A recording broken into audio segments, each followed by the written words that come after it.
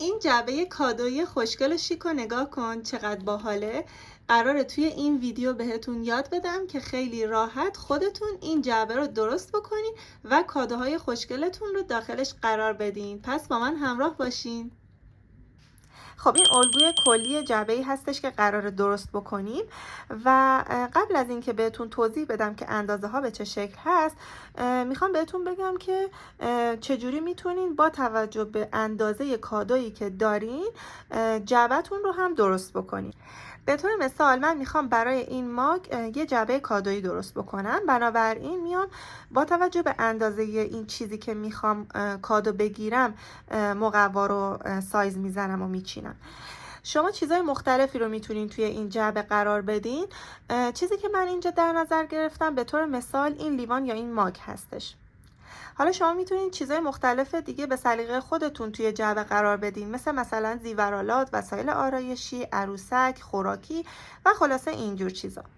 خب بعد از اینکه اون چیزی که میخواین کادو بگیرین رو در نظر گرفتین، حالا باید ببینین که حدوداً چقدر جا میگیره و اندازش چقدر هست.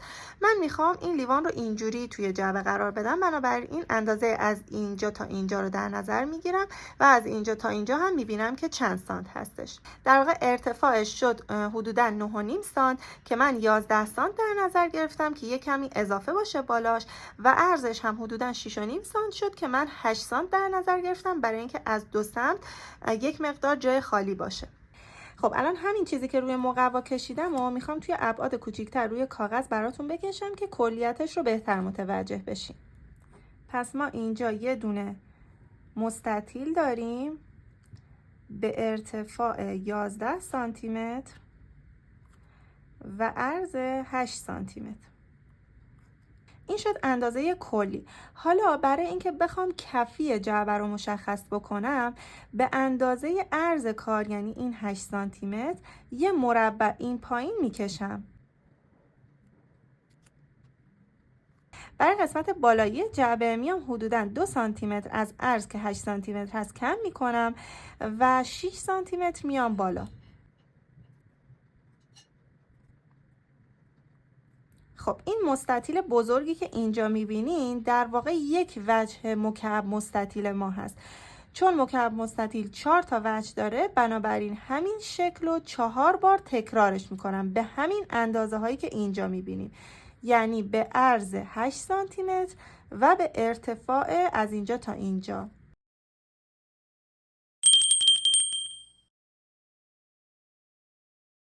پس این شد یکی، اینم 2 تا، این 3 تا و این هم وجه 4.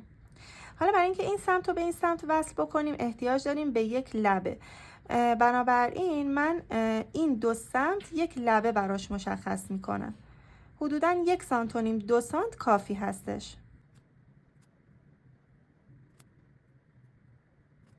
پس این اندازه هم حدوداً 2 سانتی متر من مشخص کردم، یعنی از اینجا تا اینجا این فاصله. یه تیکه لبه هم احتیاج داریم برای قسمت بالای جعبه که بخوایم درش رو ببندیم، حالا یا پانچ کنیم و روبان ببندیم یا گیره بزنیم. بنابراین این قسمت بالا هم حدوداً 2 سانتی متر اضافه میکنم بهش. پس از اینجا تا اینجا هم 2 سانتی متر. همین اندازه‌ای که اینجا اضافه کردم وجه روبرویش که میشه این قسمت هم اضافه میکنم.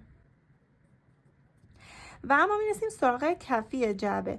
گفتیم این مربعی که اینجا مشخص کردیم برای کفی هست. 4 بار اینجا تکرار شده و نیازی نیستش که انقدر ضخیم بشه. بنابراین این مربع و این مربع رو کامل در نظر میگیریم برای کفی و این دو قسمت رو میام یکم اندازش رو کوچیک‌تر میکنم، یعنی حدود 3 سانتی متر میام پایین و اینجا یه لبه کوچیک براش مشخص میکنم. این قسمت هم باز به همین شکل. پس از اینجا تا اینجا حدوداً 3 سانتی متر من در نظر گرفتم. شما میتونین کمتر در نظر بگیرین، میتونین بیشتر در نظر بگیرین. این دیگه این لبه سلیقه‌ای هستش که چه اندازه‌ای باشه. و در واقع این قسمت ها چیده میشه. حالا دلیل این که لبه ها رو اینجوری به حالت زوزنقه‌ای در میارم به خاطر این هستش که اگر که اینجوری نشه ممکنه که اینا توی همدیگه گیر بکنه، بنابراین یک کمی گوشه هاشو اینجوری کج میبرم که راحت خم بشه به سمت داخل. این شد از الگوی کلی. حالا باید چیکار کنم؟ باید بیام عرض کلی و ارتفاع کلی این الگو رو حساب بکنم و مقوام رو به همین اندازه بردارم. خب عرضش که میشه 4 تا 8 سانتی متر که میشه 32 سانت به اضافه 2 سانت هم لبه، پس میشه 34 سانت اینجا عرضش. ارتفاع هم که شد 2 سانت اینجا، 6 سانت اینجا، 11 سانت اینجا و 8 سانت هم اینجا، مجموعاً میشه 27 سانت. پس من یک مقوایی رو باید بردارم به عرض 34 سانت و ارتفاع 27 سانت. خب الان که این توضیحات رو دادم شاید به نظرتون بیاد که وای چقدر سخته، چقدر زمان بره، ولی در واقعیت اینطوری نیست. من چون خواستم خیلی توضیح بدم انقدر طول کشید، ولی شما خیلی راحت عرض و ارتفاع اون جسمی که میخواین کادو بگیرین رو در نظر میگیرین و بر طبق اون این خونه ها رو میکشین. الان دقیقا همون چیزی که روی کاغذ کشیده بودم رو روی مقوا هم مشخص کردم. عرض مقوا 34 سانت، ارتفاع 27 سانت و بعد اومدم اندازه ها رو مشخص کردم مرحله به مرحله. 2 سانت اینجا لبه مشخص کردم، از اینجا تا اینجا 8 سانت، 4 بار تکرار کردم و بعد اومدم قسمت بالاییش رو مشخص کردم که 2 سانت اومدم پایین، بعد 6 سانت رو مشخص کردم، 11 سانت رو مشخص کردم و این تکه پایینم که میشه 8 سانت. این قسمت ها رو هاشور زدم که قرار چیده بشه. 3 سانت هم که اومدم پایین از اینجا. این دو قسمت هم که مشخص کردم برای لبه بالایی، این دو قسمت که هاشور خورده چیده میشه. و اما این قسمت های مثلثی شکلی که اینجا مشخص کردم برای این هستش که این قسمت ها قرار تا بشه، بعدن قرار نیست این قسمت ها رو بچینیم. اومدم وسط این دو قسمت رو مشخص کردم که شد اینجا و این مثلث رو مشخص کردم روی فقط این دو مربعی که اینجا میبینیم. خب توضیحات کلی تموم شد. حالا با قیچی قسمت های اضافه رو میچینم و میرم سراغ تا کردنش.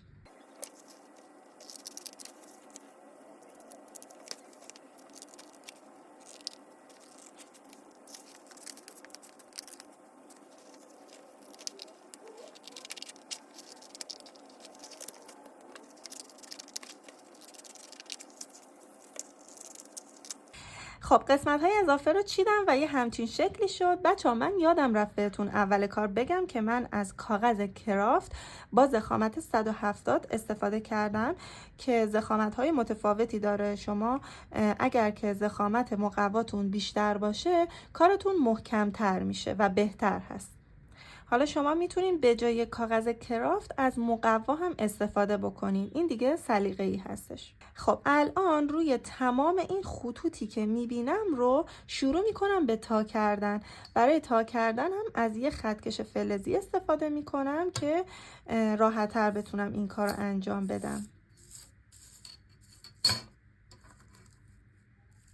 خطکش رو میذارم لبه خطهایی که کشیدم و مقوا رو خیلی دقیق و با حوصله تا میزنم.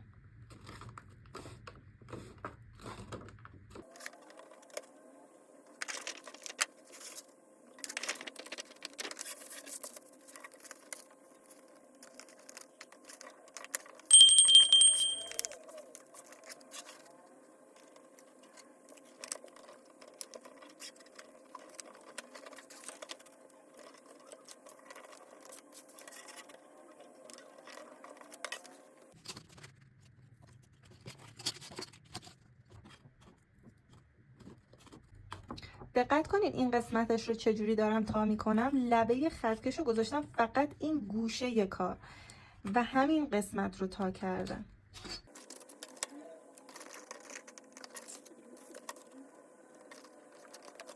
خب قسمت هایی که باید تا میخورد تموم شد و الان با استفاده از چسب مایع بهتون نشون میدم که کدوم قسمت ها رو باید چسب بزنین تا شکل کلی جعبه درست بشه.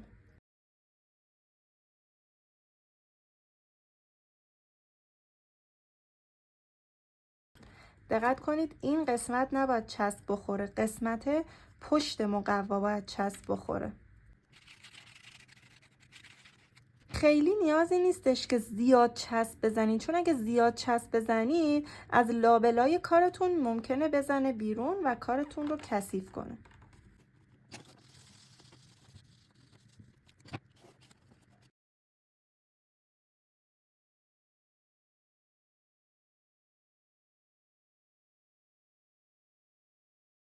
خب الان که کفی چسبیده شد، این قسمت لبهه رو شروع میکنم به چسبوندن.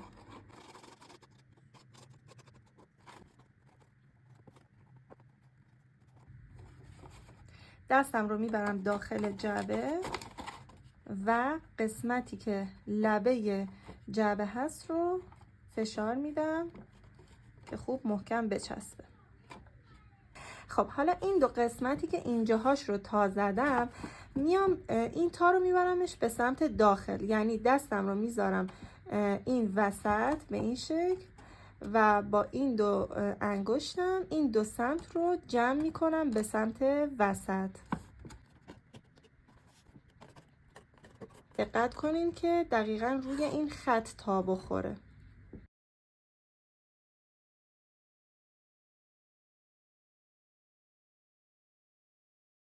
حالا همینطور که این دو لبه رو مماس روی همدیگه قرار دادم، پانچ رو بر می دارم و این لبه رو پانچ می کنم.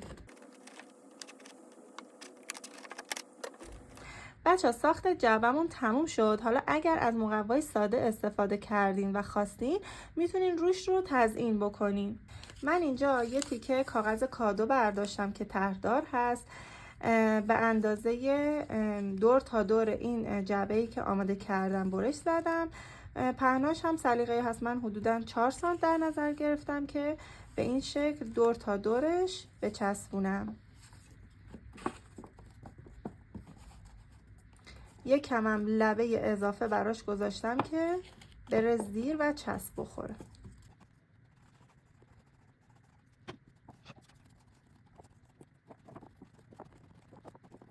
حالا یه تیکه کاغذ هم میتونین آماده کنین، متن مورد نظرتون رو روش بنویسین و بچسبونین روی جعبتون. این کاری که من انجام دادم یه ایده خیلی ساده و معمولی هستش و سعی میکنم نمونه های مختلف از ایده های تزیین جعبه رو توی کانال تلگرامم براتون بذارم که شما هم ایده بگیرین و بتونین جعبه های خوشگلی درست کنین. پس حتما چنل تلگرامم رو دنبال کنین که آیدیش رو توی دیسکریپشن ویدیو براتون میذارم، میتونین بزنین روش و جوین بشین. در نهایت هم اون چیزی که میخوایم کادو بدیم رو میذاریم داخلش و بعد با یک روبان یا حالا بند در جعبه رو محکم میبندیم.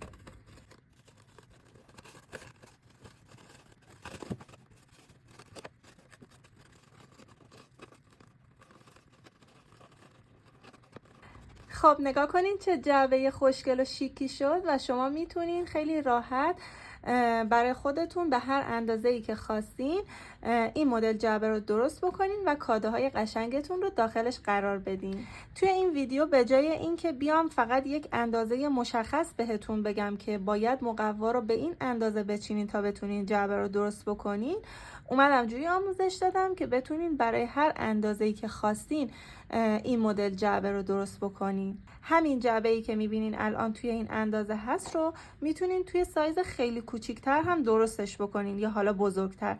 این دیگه بستگی داره که اون چیزی که میخواین کادو بدین به چه اندازه‌ای هستش. حالا که تا آخر ویدیو همراه هم بودی، حتما نظرت رو برام کامنت بکن. اگه پیشنهاد یا نظری هم داشتی میتونی بهم بگی. یادت باشه که اگر این مدل جعبه رو درست کردی عکسش رو برای منم بفرستی.